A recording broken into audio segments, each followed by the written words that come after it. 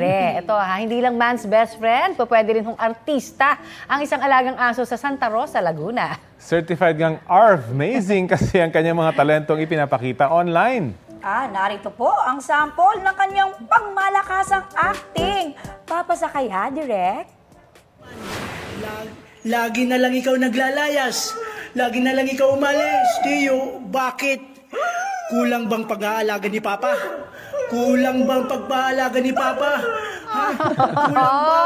Nako, isa yan sa mga performance ng 3-year-old Aspin na si Theo na talentadog. Kwento po ng fur daddy niya na si Romeo, si Theo ang pinakamadaldal niyang alaga.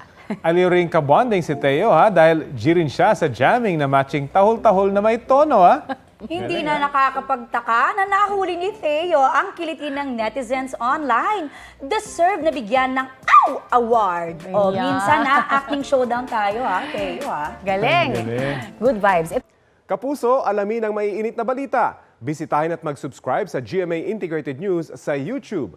Sa mga kapuso abroad, samahan nyo kami sa GMA Pinoy TV at sa www.gmanews.tv.